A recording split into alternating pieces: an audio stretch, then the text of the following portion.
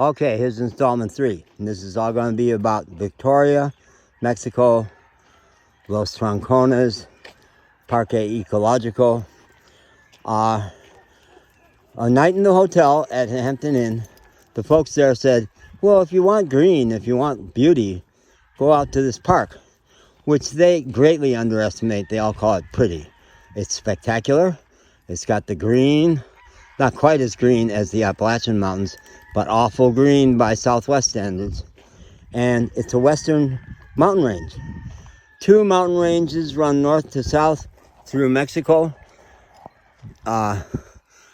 Sierra Madre Occidental, western, is in the western part of Mexico along the Pacific coast. Sierra Madre, Treasure of Sierra Madre movie. And I had no idea we were going to see mountains because we're heading for the ocean. We want to get back to the ocean, which we've been gone from for a couple months. We're heading for Cozumel area, way at the eastern end of the Yucatan Peninsula, where there's all the famous resorts, but all kinds of other stuff. My old friend Anita from Chicago, with her husband, is running a center for expressive arts for disadvantaged kids and adults in the big city of San Miguel de Cozumel. So Cozumel is not all resorts. We're heading there, but the road, I had learned, no, you don't take back roads in Mexico, please. Do not do that. Take the major roads. They've got a big cow here. Heifer, something bull, I don't know, was only laying down yesterday, but now he's up and grazing. So, the main road took us to one of the cities that's on the State Department watch list as unsafe in a state. Tamaulipas state is the only state that runs across along the border, along the ocean here, the Gulf area. So it was our only route. Not supposed to go to Tamaulipas. Stay away from Matamoros, which is genuinely dangerous, but we've spent actually a lot of time in Matamoros, and it's a pretty wonderful city in many ways. And there's a whole chapter, I'll maybe do a whole nother video about my brush with the Matamoros cartel, which I genuinely had. And I know an awful lot for a gringo about the Matamoros cartel. But you do not want to stay in Matamoros mostly. And we ran 225 miles south to Victoria, which is another city on the State Department watch list. Don't go to Victoria. But that was 10 years ago. That's how, all the research, all the money the U.S. government put into that thing, and they were way behind the times. The locals all say 10 years ago it was rough here. The cartel was here, but they're not now. So, one night at the hotel, 2 nights in the fabulous park out here, then back into the city. Our car broke down. We were busted down in the back of the Hampton Inn for a week. And then a wonderful, not a tourist, Blanca Olesen is now a friend of mine. She grew up in Victoria, and she and her sister and their mother were staying at the hotel. We had an amazing visit with them around the pool, and Blanca put me in touch with her cousin Enrique, who put me in touch with a mechanic named Cesar, who handed the job off to Joshua, whose Mexican name is Josue, and he's our man. And he spent much of his young life in Houston. He's hip, he's strong, he's cool, he's really straight arrow, great values, aside from dogs. Wonderful wife, who also has spent a lot of time in the U.S. Both of them have not just good English, they've got street English. They talk like I talk. And so the deal was how to get money to Joshua to do my job. And I had my PayPal card. The strip on the plastic is shot. I can't use it down here. I've gone without pesos. Banks won't do business with me. You got to be a Mexican citizen. It's been really a big rub. Hazel, the wife, took out a PayPal account just so I could send money to them to do the work. There were all kinds of snags with that. It took several extra days, 4 extra nights in the hotel, bled us dry. I ended up only with enough money to pay Joshua for the parts and to move the job along. And I'm going to have to pay him more. He won't overcharge me. But he's smart enough not to undercharge me like Mexican unlicensed mechanics typically do. But, so he's living poor. He's a subsistence guy.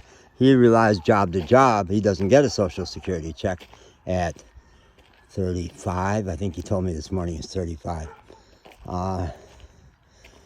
So finally, through Blanca, the breakthrough was I said, hey, Blanca, what if I PayPal the money to you? You send it Western Union to me. She got even smarter and said, let me just send it to my cousin in Victoria. She'll get the money to you. And that happened 2 days ago. And we got Joshua paid, partly. And he moved my truck away from his shop, downtown Victoria, out here to the country, where it is right now. And it's Easter weekend. Not much work happening. He's got to send it turned out it's not in as great shape as I always thought. I thought it was a coup in Chicago to buy a 2000 van with a rebuilt engine. Joshua was saying, you know, maybe they shouldn't have bothered rebuilding that engine because it's not in good shape. So it's a lot of work. It would be thousands of dollars with a licensed mechanic in the U.S., but around $800 or $900 is going to be my total here. And he's estimating I'll have it back on the road by Tuesday or Wednesday, which would be amazing. So meanwhile, we're out here walking with Joshua's dogs, getting lost in Mexico yesterday. I somehow got turned around at the end of this road and I walked the wrong way for an hour. Harrowing walk. No shoulder. Cars ripping at 60 miles an hour, passing each other. Oh my God.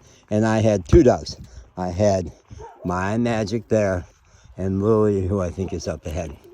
I thought, oh God, if you get these, I was pretty sure I could stay away from the cars, but those 2 dogs, there's Lily.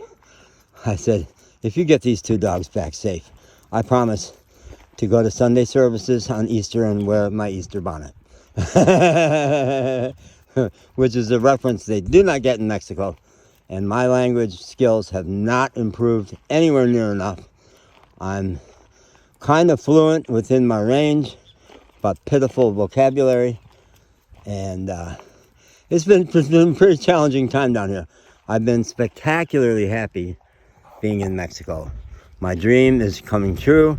It's probably going to be 2 or 3 months till we make it to Cozumel because the route took us further west and we're much closer to Mexico City, you know, like Frida Kahlo land. Mexico City, big city, but people say, yeah, don't miss Mexico City. And then San Miguel, magical. San Miguel de Allende. I came within a couple weeks of moving to Mexico 15 years ago, and San Miguel was my main target. So, I think that's enough. My pants are falling down. Oh, there we go. The extra layers I had stripped off have fallen down.